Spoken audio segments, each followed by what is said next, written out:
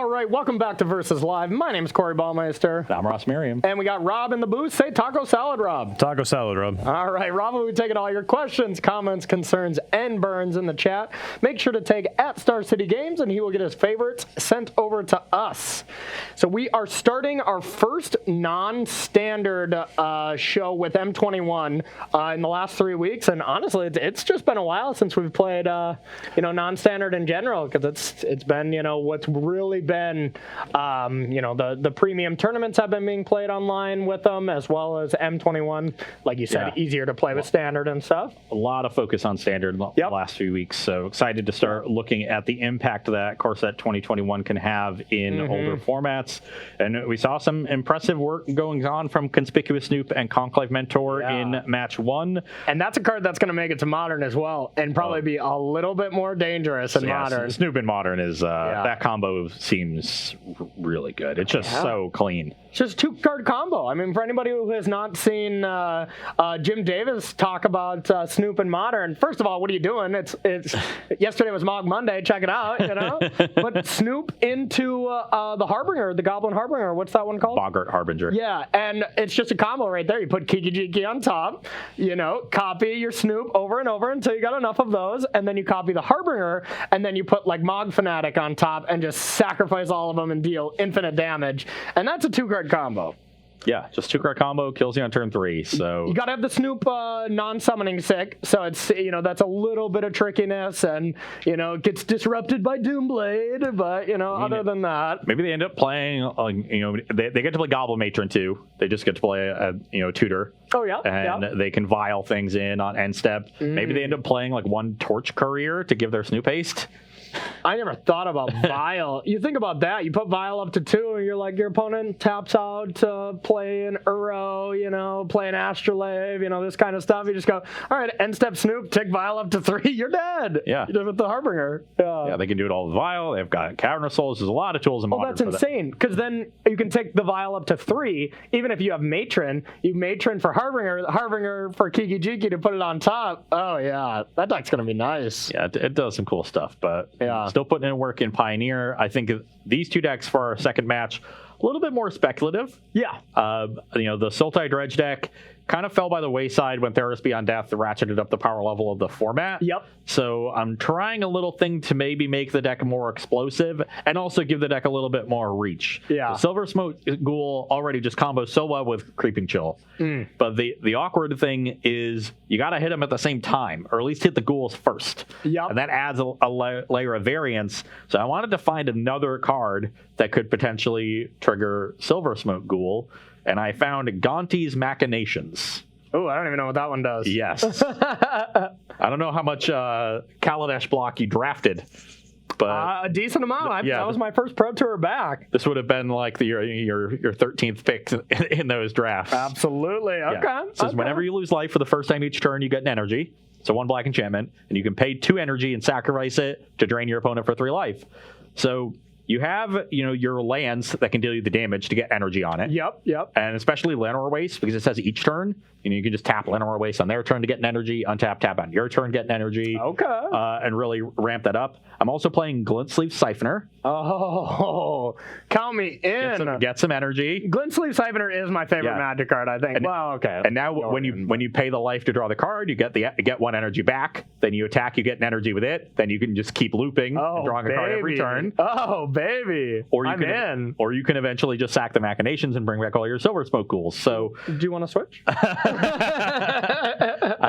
I don't know how it's gonna work. Yeah. I cut some of the high end that the deck used to play. It used to have a couple Decimator of the Provinces that you would dig for.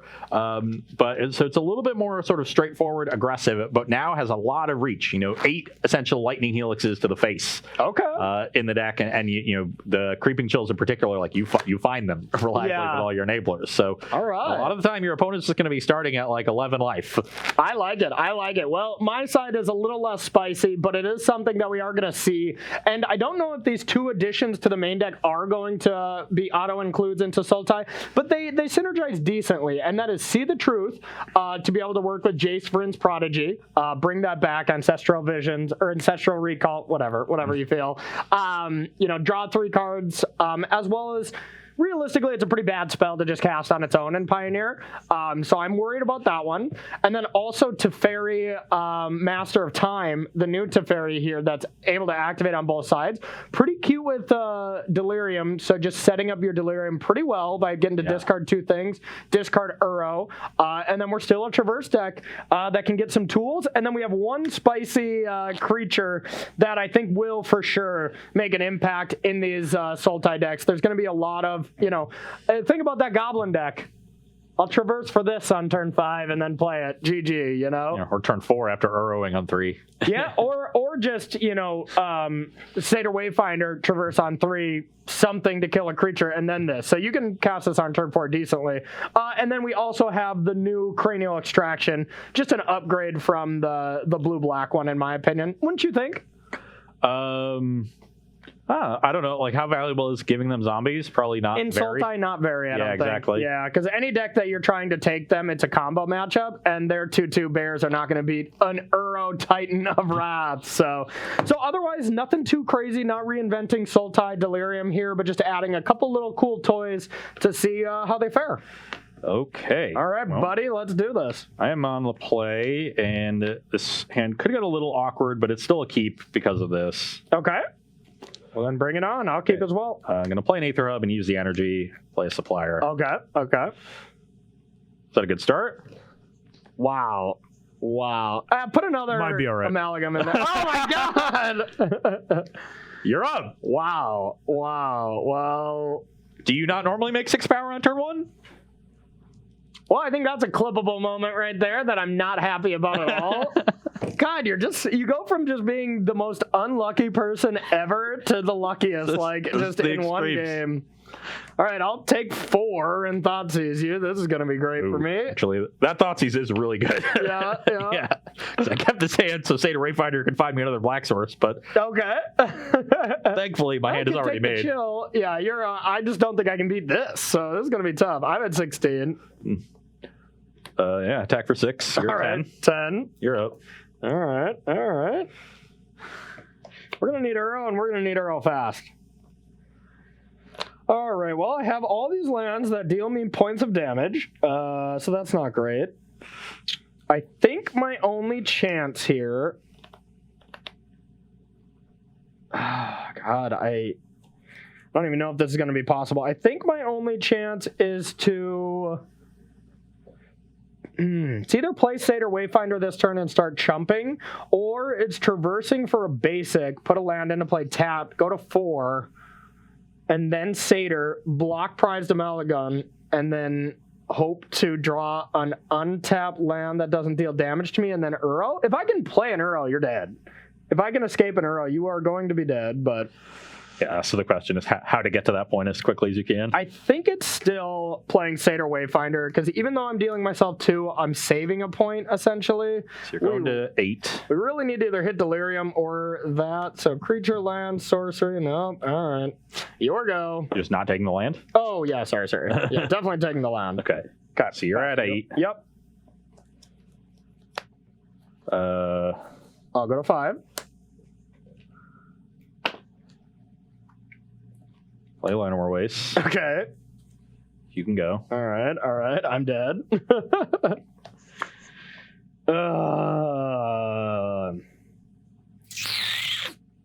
Not even Delirium. How unlucky. Well, I just need a chump blocker, I guess. So I'm going to die to just the chill, too. Yeah, I mean, you just have to just not hit a land off your Grizzly Salvage. Or flip anything over. So you have to flip over basically all Stitcher suppliers for me to have a chance to live a turn. All right. I will play a Tireless Tracker. Okay. Your second main phase, I will cast a Salvage, going to 19. I don't think you have to write anything down. I think you can safely flip over 5 cards and I'll concede. Okay, well, I found a Narcomoeba and a Silver Smoke Ghoul. Okay. No land?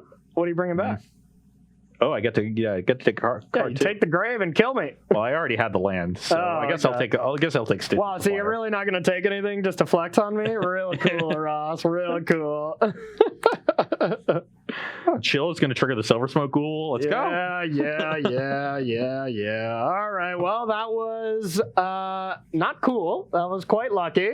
This is a matchup where a sideboard is quite important, so I think we're going to have to head to the sideboard here. Okay. Any kind of graveyard deck usually has a great game one matchup. And that's actually, I don't even have that great. I see how it is. Corey wins. No, we'll just do a game one again. Fine. Let's play another game. I see how it is. Whatever you want to do. I don't know if you've watched me dredge before, but the one place where I often dredge poorly is the dredge mirror. I always get out dredged in the mirror. Oh yeah. Other matchups. Have you ever done the Shriekhorn? Just hit Amalgam Narcomoeba? I don't think so. I have multiple times. I one time, it was like the first dredge of Stinkweed that I did, like when I played the first match I played of Dredge 2. It was just 4 creeping chills in like a land or something. I was like, oh. Well, take 12. Yeah, and it was up against Burn too, and they thought it just conceded. It is unbelievable how much the Burn matchup swung. Yeah. I mean, it makes sense. You have 4 free, Lighting Elixers in your deck. Yeah. But the Burn matchup was, back when Dredge... Probably favored for Burn. Yeah. With Eidolons. It was still leaving close back when Dredge was fully powered. It was actually one of the decks that I was kind of scared of. Yeah. Because you dealt yourself a fair amount of damage. And, if you had to loam at all, Eidolon would get you and stuff like that. Yeah. And I would sideboard like a Gnaw to the Bone, and try to like mill into it, and then have it not get skull cracked, which was kind of tough. Yeah. Then Creeping Chill got printed, and it's like, yeah, this. Oh yeah, they're this done. is a joke. Yeah, that really did lock down Burn for a while. Yeah, because that was a pretty popular deck. And then Dredge ebb and flows though. Whenever Dredge is good, the next weekend it's probably really bad. Yeah, there were 4 in the top 8 of the challenge 2 weeks ago. There were 0 in the top 32 last weekend. Yeah, weren't you trying to play that event, but you slept in? Yep. And you were going to play Dredge? Oh, yeah. Smart. I played they do 2 challenges a weekend. I played the Saturday one with my zombie copter deck, Strang Liliana out in it. I don't think the deck was okay. And I just saw what everybody was playing and thought about it. It's like, I bet nobody put extra graveyard hate in their decks, and they all cut down on their main deck graveyard hate because Laris is gone.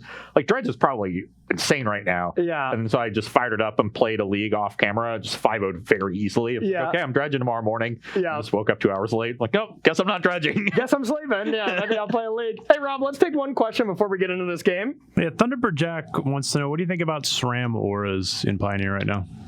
Yeah, it's still weird that deck is not being played, right? It still seems fine. Without Luris, it actually is very weak to interaction, I think. But it was already okay, wasn't it?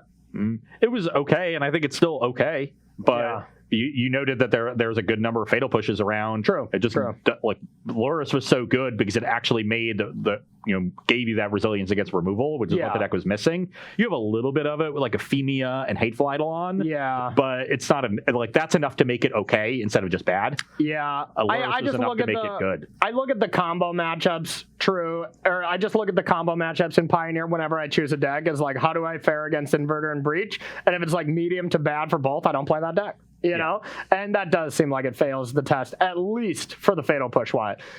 Breach, they can play Damping Sphere, plus just have an aggressive clock, and they can probably beat that deck, but any deck can do that against Breach. Thoughtseize against both are fine. I think the deck it's okay, which is what it was before Luris, right? Yeah. It wasn't seeing a ton of play. It popped up occasionally. Yeah. You kept it in the back of your mind. Maybe it was one of those decks you thought about when you were coming up with your sideboard plan before a tournament, but it was never one that really was in the front of your mind that dictated how you built your deck. Yeah.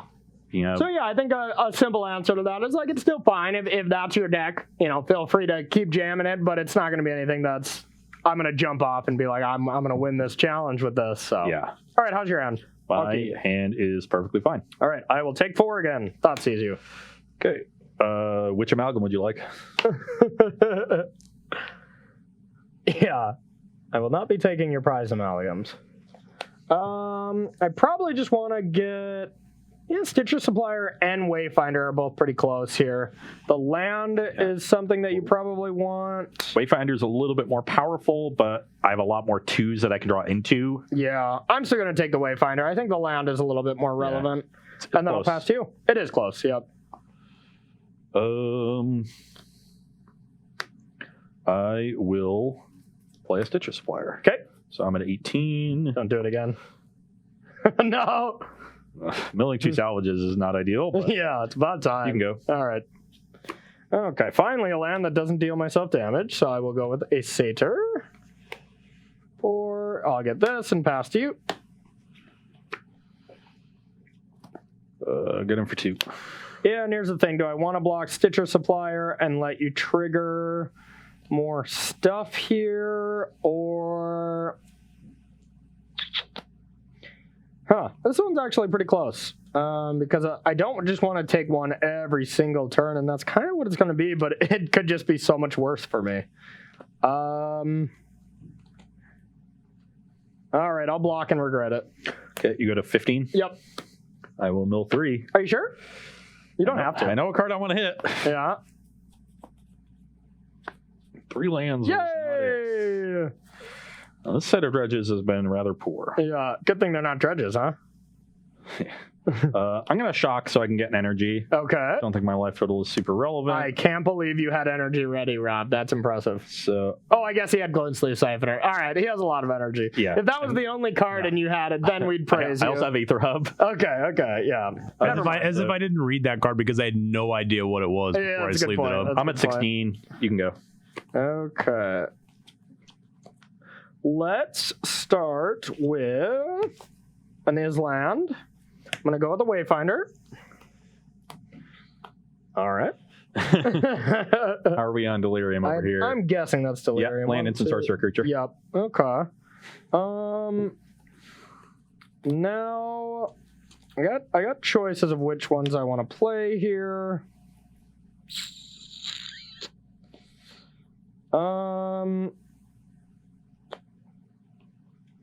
Let's go with the Thoughtseize. Yeah, I guess I don't really want to put amalgams in the yard. You take a chill for I'll sure. take the chill. Okay, pass to you. So you're at 13. Yep. Attack for 1. Okay, I will take it. 12. All right. Sorry, don't mean to be... I gotta check out the graphic here to see what my targets are for Traverse. I'm just going to play a Trained Armadon. Okay, Trained Armadon. All right, I'm at 12. You can go. All right, so I'm going to take 2. Just looking at all my targets. 10. Yeah. So I think I'm going to go with a Tameo. Okay. And what I'm really looking to hit is an Uro, but I don't want to name Uro because I want it in my yard. Well, I would just name Traverse, I think. Yeah, that's probably true. I already have a Traverse in the yard, though, and one in my hand. So I don't think I actually want to do that. I want to name... Yeah, that's tough. Let's go with Fatal Push. Okay. Since I don't have... I guess I only have one of those. Yeah, Fatal Push. Why not? And it's top 5, right? 4. Okay. There, we got to see the truth. There's Emrakul. Pass to you. All right. Land, sorcery, instant creature, no planeswalker, so it looks like just 4. Okay. Okay, attack you. I will block. You go to 9. Yep. Or 9? Did I miss something? You shocked. Okay, yep. Cool. Another Trained Armadon. All right. You can go.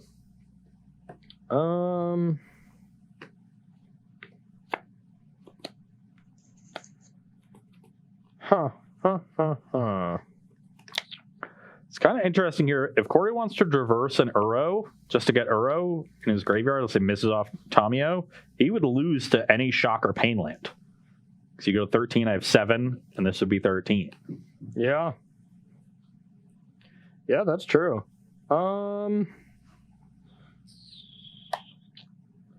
Very good point. Yeah, I'm not in a great spot here. And I've been anemic, and you're somehow not in a great spot. I know, these lands have just been too much. I've been dealing myself too much. What I'm thinking of doing is just Ishkana here. Shuts down your whole board. But seems pretty good. yeah, but I would have to take a land or take 2 more. I'm still alive though, no matter what. So let's do that. So you're at 7. Yep, we'll play this beautiful spider, and you even have the spiders, Rob. You're good. All right, let's get the 3 spiders and pass to you. I know y'all had some issues with Travis the other day, so I wanted to make sure everything was, perfect. Yeah, he elbowed me in the eye. That was the issue. I said that, now I realize I'm going to miss some token in match 3. Oh, of course you will, yeah. Okay. First mistake ever on versus live, so. Yeah, I'll triple block 1 and block the other. Okay, so one of those down, one of those, and I drew the best possible. Okay.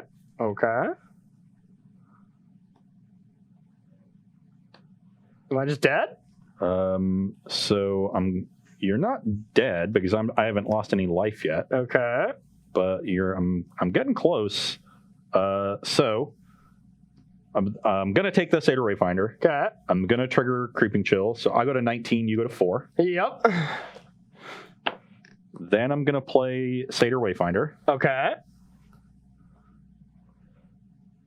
Another Silver Smoke Ghoul. That's great. Okay. Take Llanowar Waste. Sure. I'm going to take a damage to make a colored mana. Go to 18. Okay. Get a second energy. Okay. Then I gained 3 life off of this chill. So on end step, Silver Smoke Ghouls enter. Okay. Enter the battlefield tapped, and that triggers the amalgams for your turn. Yeah. So they will enter on your end step. You can go. Great. So you're at 4. I have 6 direct damage that you know about, and 6 creatures. Great. Next turn. Great. I'm excited. Okay, what can I possibly do? I mean, step 1 is going to be some kind of shenanigans with Uro, I imagine, or Emrakooling you, but I'm pretty far away from that. Yeah, I think you still only have the 4 types, right? The usual suspects. I still only have the usual suspects. No planeswalkers, no enchantment. So what do I want to hit here? I think I actually want to hit a Courser, even though I only have 1 of them. It's pretty brutal. Yeah, Courser would be a good hit here. 1 extra life is relevant because it means you can take one of these hits. Yeah, Extinction Event is interesting too, but your amalgams do not come in, or they're not already in. Yeah, you would name odd and go like this, or even and go like this. Yeah, that wouldn't be great. Yeah, yikes. I could just try to get another Fatal Push. I could go with Abrupt Decay, but I already have 1 of those in the yard. Yeah, this is not good. This is not good at all. Mainly, I just want to hit an Uro into my yard again. And the best way for me to get around that, I guess, is... Jeez, Satyr Wayfinders, I already have a lot of those. I guess just another Fatal Push? Or I could try to bring something back. Yikes. Okay. I'm going to go with Fatal Push. All right. Dang it! I would have hit the abrupt decay if I wanted as well, but mainly I think I just need the Uro here. So our plan is going to be Uro, traverse Uro, go to 7, push a Silver Smoke Ghoul. It's not good. Our Uros are supposed to be in the graveyard with Tamiyo. Everyone knows that. All right, so we'll get Uro. And we're not going to be able to bring it back.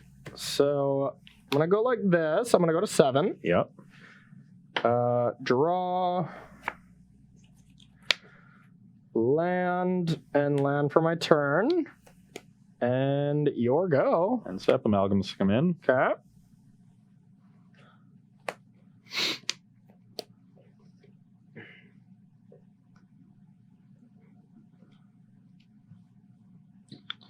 Okay, 1, 2, 3. Let's block.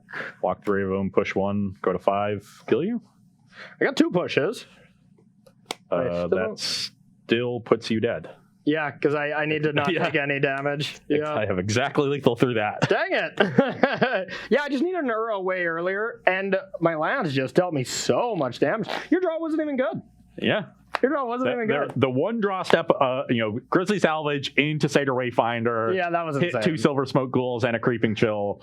That one draw kind of undid a lot and gave me that finishing blow, because otherwise I think you would have stabilized in time. Yeah. But yeah, like leading up to that, my draw was very anemic. I hard cast 2 Amalgams. Yeah. I kept a hand with 2 Enablers, just hoping to hit Haunted Dead. So if I hit Haunted Dead, I could pitch both Amalgams, and then we're in business. Yeah. But there's only 3 Haunted Dead in the deck now. Maybe there should be a 4th.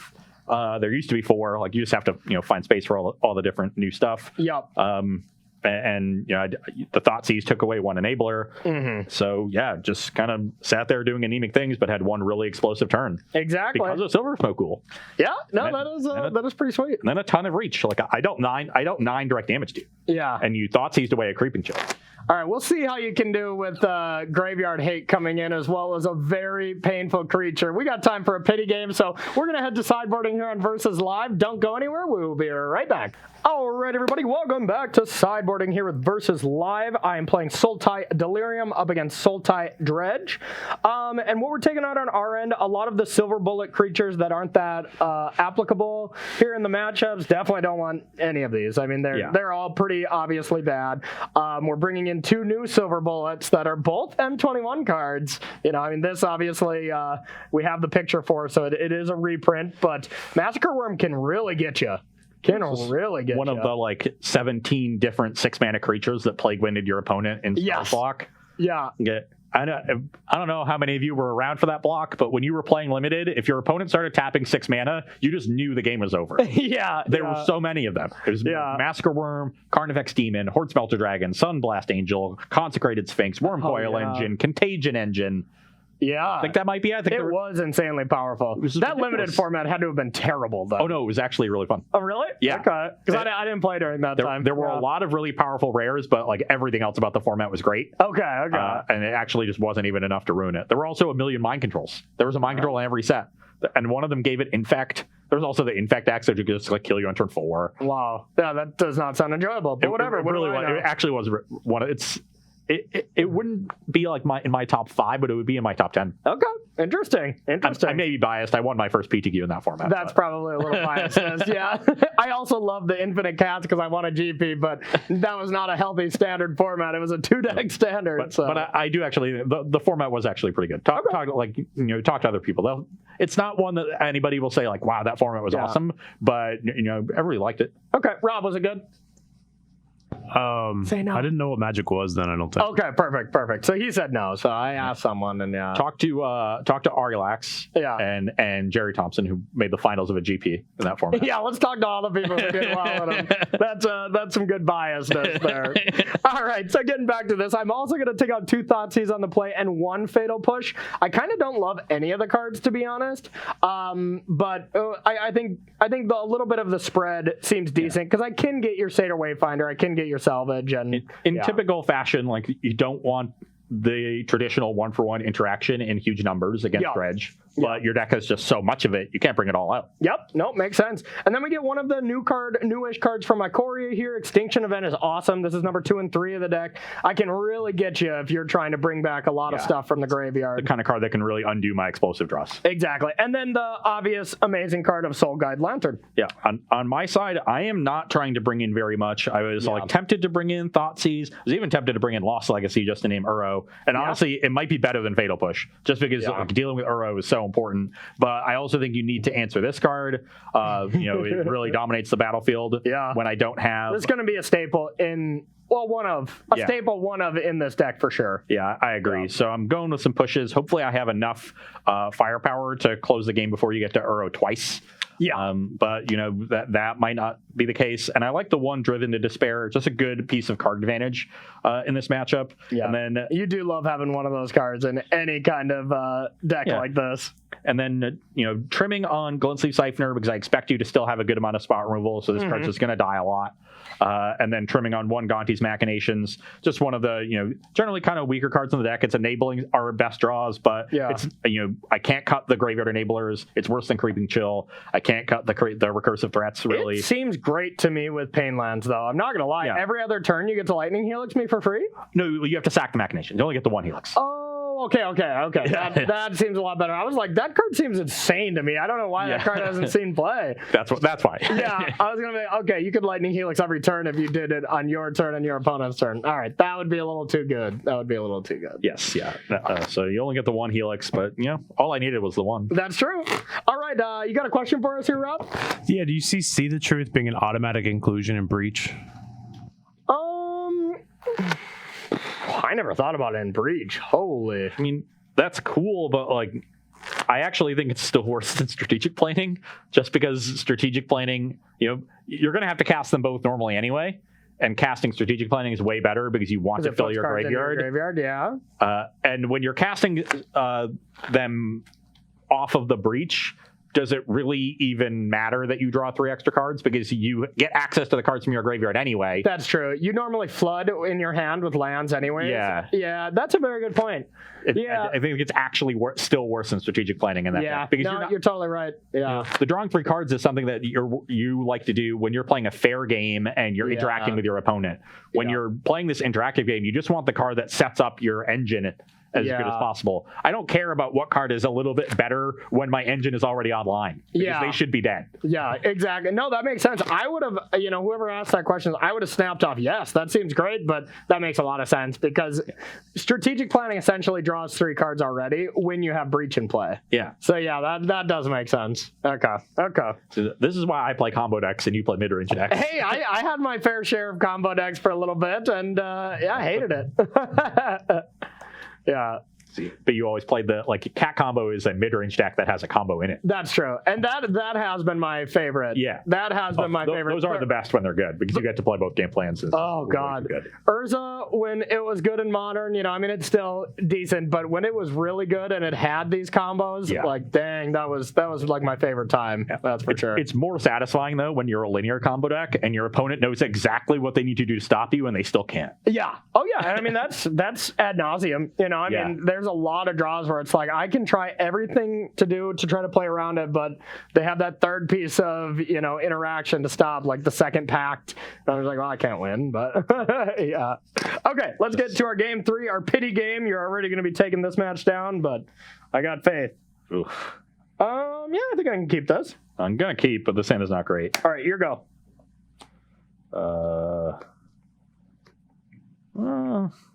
Yeah, you can go. Okay.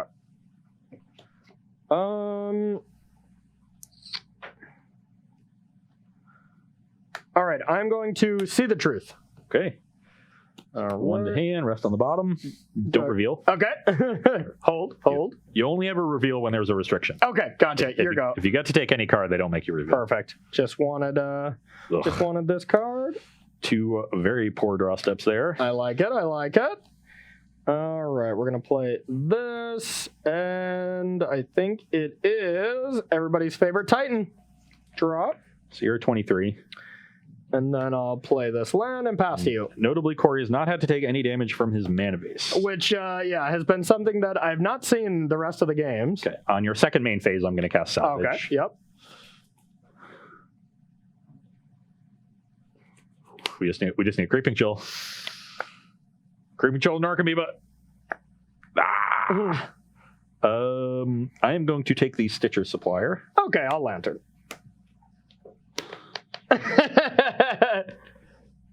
End of second man. Let's take... What should we take here? I think it's still Prized Amalgam. Yeah, we'll exile that. All right, here you go. Was that good?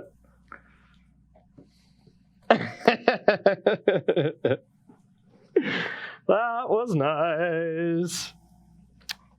This is what getting to sideboard does in these matches. Just a 1 mana spell that's backbreaking.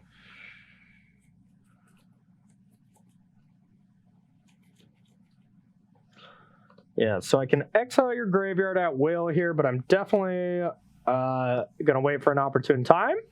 Gonti's Machinations? Sure. And pass the turn. All right, so probably another salvage. Let's start with Tireless Tracker. Yep. Then I'm going to play Fabled Passage, get a clue. Sack this. Yep.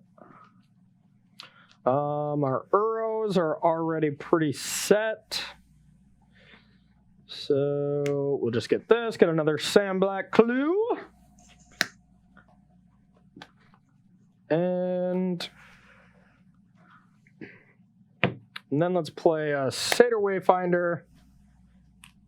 3, 4. Oh, that's unfortunate to put that there. I think I still want to land because I can still cast Uro through this anyways, and then I'll pass to you. Yeah, I'll ping myself to get an energy of the Machinations. Okay. I'm at 19. Okay. Oh, and that's it? That's too bad.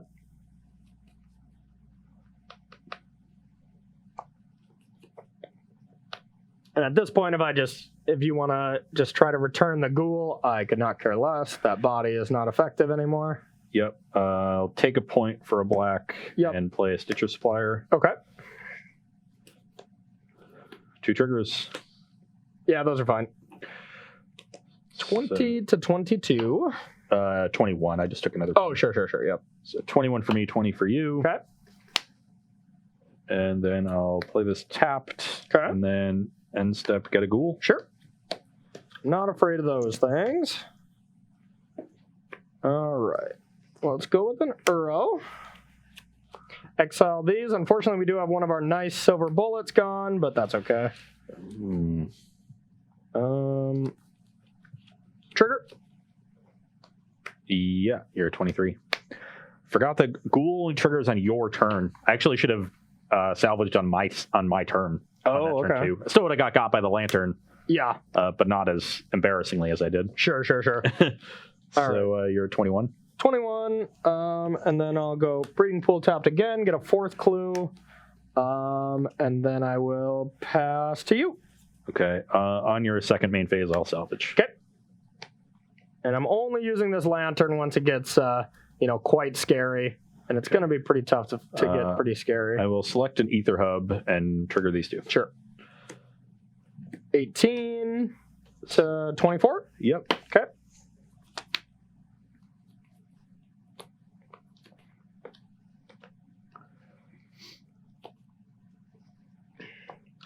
And in these situations, it's pretty tough for you to push through when you don't have something like, the Decimator of the Provinces. Or, was that the giant green creature, right? Yeah. Big pig. Because I was all about The void creature was not green. Okay, true. I was all about this deck for like a week too. I played it online. I was having a lot of success and just having a blast with it. Yeah. So I was pretty high on it for a while as well. Yeah, Uro is definitely a problem. Yeah, for Uro is just...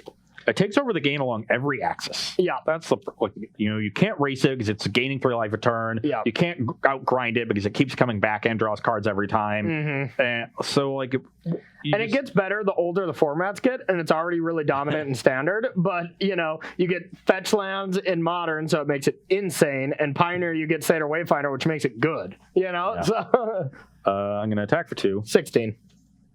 I just wasn't fast enough this game.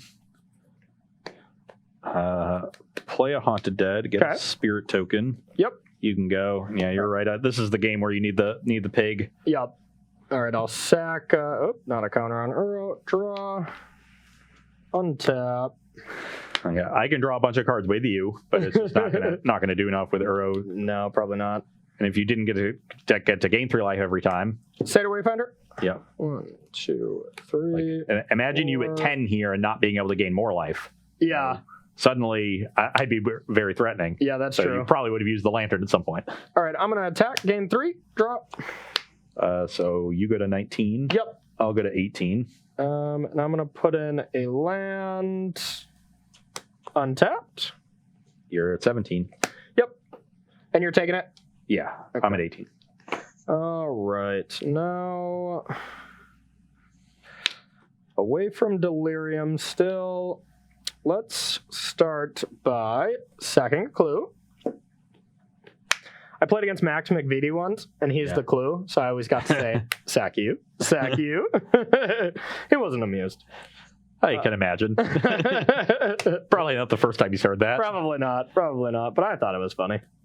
Okay, and then we'll play a Marsh. Get another clue and pass to you. If only I had Mr. Pigglesworth. You say Mr. Bigglesworth? Mr. Pigglesworth. Oh, okay. See, because he's a pig. I also got an energy from this. Oh, sure. So 17, 18, right? Yep. Let's get in for 3 in the air. I'll take it. 14. Get another energy. Okay. Play a Haunted Dead. Okay. And then play a Siphoner and get an energy. Okay. And I get a Spirit. Alrighty. Done? Yep. I will sack a clue. So you're at 14. Yeah. If I had Decimator of the Provinces, that might win the game here. Yeah. It's just an Dun, dun, dun. Dun, dun, dun. That's a good way for this game to end. Yeah, it is. Oh, what do we You got? don't even need to attack. It's just 18. Kabloom!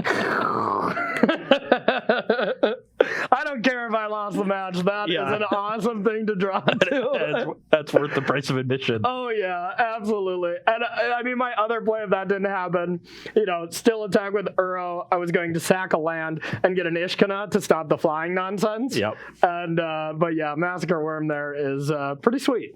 Pretty sweet. That's going to be another great one of, I think, though. Yeah. Maybe. I feel like one or the other, depending on the metagame. Massacre Girl already existed, and it hasn't really seen play, and it has very similar effect. But what about worms, though? I think the Karavek, though, being a permanent effect is... But wait, Massacre Worm is just your opponent's. Massacre Girl kills your own stuff, right? That is true. Yeah. So, I mean... Yeah, maybe there's a difference there. I haven't played the deck enough to know the situations where Massacre Girl would be a downside because it hits your stuff. Yeah. Because you don't have a lot of creatures yourself, but maybe you end up killing your trackers or things like that. Or possible to kill your Uro. I mean, that seems a little unlikely, but... If you're wrathing your opponent's board and you have to put your Uro in the graveyard to recast later, I think you're fine. Shucks. Yeah. Well, shucks. I mean, honestly, the deck looked pretty cool. A little bit of a story of, gonna be a very good game 1 deck. And then you just saw Lantern. I never even activated it because I never felt threatened. But if I was threatened at any point, I could reset you. And that's usually pretty bad for you. Yeah. And you saw the downside of this new plan, sort of the energy theme in the Sultai deck, is that you don't have any over-the-top game plan. Yeah. The cards I had to cut are, a couple of enablers. You don't see Gather the Pack that used to be in the deck, and you don't see... Which was the worst. It was the worst enabler. Yeah. But, you're still down enablers. Yeah. But you don't see Gurmag Angler, which was pretty good against aggro decks. This is a big blocker. Yeah. But also your best way to get Decimator of the Provinces, cast quickly. Yeah. Either, it was either that or Haunted Dead. And that plan was a plan that I used a lot when I played this deck. But you do get a lot of extra reach, which is nice, and certainly helps you in the burn matchup, which is still around. You get to play more like Dredge in Modern, and less like, a big creature deck. Like it really was. Sort of more. I think before it played a bit more like the Vengevine deck and a little bit less like Dredge. Yeah. This deck plays a little bit more like Dredge, so I like that comparison. We didn't really get to see whatchamacallit, your favorite card. Glenn-Save Siphoner. Yeah, we didn't get to see Siphoner do a whole lot. Yeah. But that card is also nice in this deck because it's the only card that spot removal is good against. Yeah. But they really do need spot removal against it. So you force your opponent to keep in cards that otherwise wouldn't be good, or you bring it out if it's just not going to be good against an aggressive deck. That's one of my favorite things and one of the best lessons that I've been learning with 2020 or 2019 Magic is where, it has been different for the last 2 years, but decks that put people in that confusing spot where sideboarding is hard when they're leaving in good creatures, but you're also a control deck or something like that. Yeah. Glensleeve Siphoner in that deck checks those boxes where it's just tricky to sideboard for both avenues. And then if, I bring in all my graveyard hate and you go, all right, turn 2 Aether Hub Siphoner and let's go, and it could be scary. Yeah. It's definitely, I like that idea. There's a lot of moving parts in this build of the deck.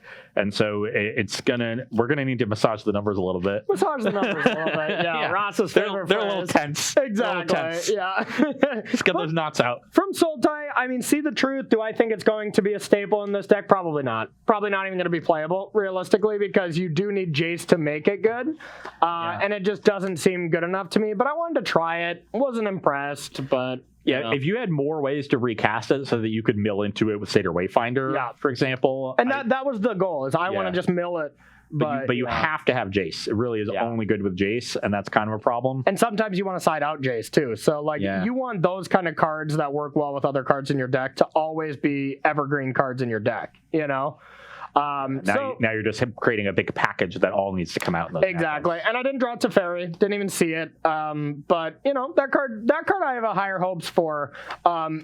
Just because I think people are undervaluing the fact that you get to activate it twice. You know, I mean, this is something that we pay 5 mana for, and it's a blue-white enchantment, so you can have that effect. Oath of Teferi. Now, you know, it's already in there. So it could be a bust, but I do think there is a chance that it is just going to be a really good card. I think it's competing with Tomio. Yeah. And honestly, like it might end up being kind of better than Tomio, but the -3 on Tomio is really nice. Yeah. Because you put those singletons in your graveyard, you know, when you don't really need to, but then you still get access to them. So I've always been a big fan of Tamio as well, too. So it does scare me. But the thing I loved is just the new creatures to add to this. This is a deck that's not going to want to be reinvented. You know, it's already a proven, very powerful strategy. Yeah, Karavek, I think, is great. That's actually the most exciting addition to me. I think so, too, it's going to be very good in a number of matchups. Yeah, it depends. And if there's a lot of decks like Goblins and there's a lot of decks like this, that could be the one of instead of Murderous Rider or something. Yeah, or instead of Ballista, you know? It'll be good against Isn't Soul, too. It does seem like the Ballista trade-off, to be honest. Like, that seems kind of like the threat. But Ballista is nice just because it adds another type. That's true, too. That's one of the reasons they play that one. And your opponent can just be at 4 and you Ballista late game. Yeah, it's a very good late game card. Yeah. But Karavek seems like a great sideboard card. Yep. And those, like, even though it's a 1-of in the sideboard, it looks like it's not going to have a huge impact. When you're a Traverse deck, it really is going to have a significant impact. Agreed. Okay, so we are going to be heading to the third and final round here, and we're 1-1, so we're going to be playing for the marbles here. The deck I'm playing is, once again, a small amount of card changes, but I think this is going to be a very powerful creature, and it is Niambe. I hope I'm saying that right, the blue-white flash 2/1. Niambe? Yeah, whatever. But I'm going to be playing Kethis Combo, and Kethis Combo with that card seems pretty spicy to me, and it could have an impact. It might not also be great, but you have 2 modes that are also decent because there's a lot of legends, so you can discard to keep looting. Discard a legend, fuels Kethis, and you get to draw cards to maybe find Kethis if you don't have it, as well as being able to save something from a removal spell, get that little extra... you know, 1 extra spell to play something too. It could be good. We're going to find out, but that's what I'm going to be bringing to the table. It's one of those cards that's never going to be super flashy, but does a lot of little things. No, it does have flash. No, it has flash on the card. It's going to be flashy. That's the whole point. I mean, has he not seen the cards? All right, so it's clearly, since Ross doesn't even know what the M21 cards are, we'll just head to our third round right now. 5-minute break. We will see you shortly.